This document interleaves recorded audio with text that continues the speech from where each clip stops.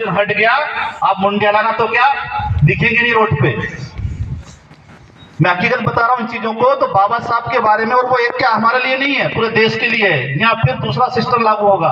तो बाबा साहब की हर चीज में उनका पहनावा, वो चाहते थे कि मेरा, और सूट बूट में क्यों रहते थे, वो चाहते थे कि मेरा परिवार, मेरा समाज हमेशा सूट बूट में रहे। और उनके साथ एक और बात थी कि जब वो ऑफिस में जाते थे तो लोग शायद इसलिए छुआछूत करते होंगे, जब हमारे अच्छे कपड़े पहनने के लिए इसलिए हमसे लोग छुआछूत करते हैं। तो वो ऑफिस में सूट-बूट से जाते थे, तब भी उनके साथ छुआछूत होता था।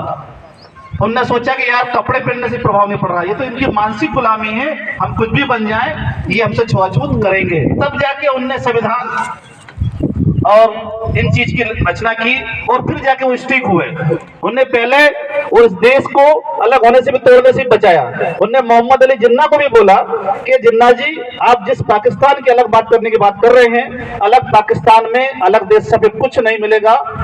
एक अखंड भारत में रह के अपनी लड़ाई लड़ो और उसको अधिकार लो। ये लाइव है, उनके वीडियो देख सकते हो आप। बाबा साहब ने मोहम्मद अली जिन्ना से भी बोला कि जिन्ना जी, आप पाकिस्तान अलग की बात कर रहे हो, ये बिल्कुल गलत, इसकी करने की कोई जरूरत नहीं है। और आज पाकिस्तान की हालत आप देख रहे हैं किस हालत में है। तो बाबा साहब के बारे में किसी समाज से, किसी धर्म से, मजहब से बांधना ये बिल्कुल गलत है। बाबा साहब के बारे में जानो, छानो और फिर मानो।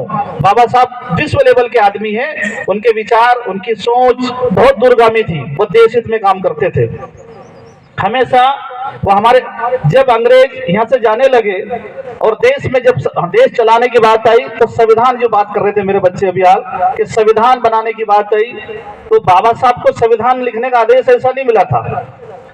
क्योंकि ये सारे दूर भटक रहे थे, नेहरू और गांधी, कि देश आजाद तो हो गया है पर इसको चलाएंगे कैसे। मकसद मुद्दा ये था।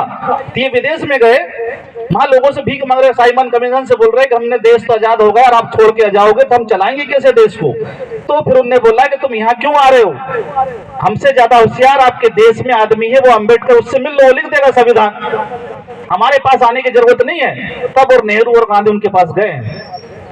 तब बाबा साहब ने 2 साल 11 महीने 18 दिन में संविधान लिख दिया था। तो बाबा साहब के बारे में जब अंग्रेज जाने लगे तो उनने सोचा कि हम हर घर में जाके देखें, हर समाज की जो मसीहा है, जैसे उस समय सरदार वल्लभ भाई पटेल ओबीसी के थे, मोहम्मद अली जिन्ना मुस्लिम समाज से थे, आपका नेहरू जी थे, गांधी जी थे, उनके रात में 1-1 बजे जाते थे अंग्रेज लोग। उनने वहां जाके देखा तो नेहरू के घर गए तो रात में वो सो रहे, गांधी के घर गए वो रात में सो रहे, और जब वो अम्बेडकर के घर में गए तो 1:30 बजे रात को जग रहे थे वो। तो वो बोले कि बाबा साहब, हम कई घर पे गए हैं, सबके यहाँ देख के आए हैं, वो सब सो रहे, आप क्यों जग रहे हो।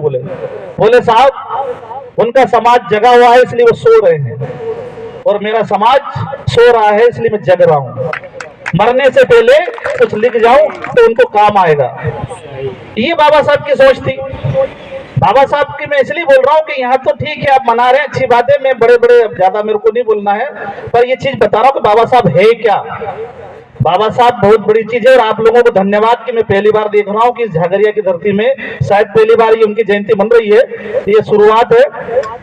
आप लोगों को इनकी जयंती मनाना है और सारे महापुरुषों की मनाना है। और आप जिस दिन हमारे अपने महापुरुषों के रास्ते पे चलोगे, उस दिन आपको, आपके तरफ कोई उंगली उठा के भी नहीं देख सकता। और आज हम भी जो बोल रहे हैं ना, हम तो शुरू से पढ़ते हैं, तब से ऐसी बात करते हैं। आप तो आज बहुत सारे लोग हो गए, मेरे बारे में जान लीजिए, नदान साहब को जाके बता देंगे लोग।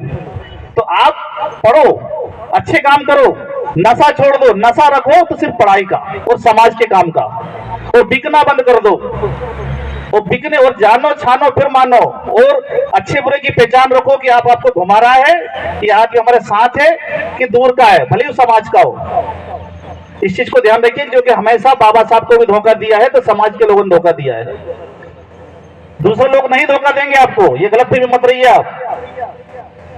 दूसरे लोग कभी आपको टच नहीं कर सकते कि बाबा साहब ने तो लंबा कानून लिख के गया कि आपको टच करते ही फांसी की सजा, जेल। दूसरे की हिम्मत नहीं है। वो आपके ही समाज को लोहे काटने को तैयार करेगा और आपके आदमी को आपके पास पहुंचाएगा। वो जानते हैं इस चीज को कि बाबा साहब ने बहुत करनी लिखा पढ़ी करके गए हैं, बहुत करनी लिखा पढ़ी है। इनको टच करने में, मारने में तुरंत जेल होगी, हरिजन एक, फलाना एक लग जाएगा, इसलिए वो सामने नहीं आते हैं। सामने हमारे समाज के लोगों को लेके आते हैं। उसको ढाल बना के, इसलिए रेंगा कोरकू अनपढ़ थे पर उनको 16 भाषा ज्ञान था। वो गोंडी भी बोलते थे, बलाला भाषा बोलते थे, बारेला भाषा भी, कोरकू भाषा बोलते थे, और जानवरों से भाषा बोलते थे, जानवरों की। और उनको तलवार चलाना नहीं आता था, सिर्फ उनको ढाल चलाना जानते थे वो।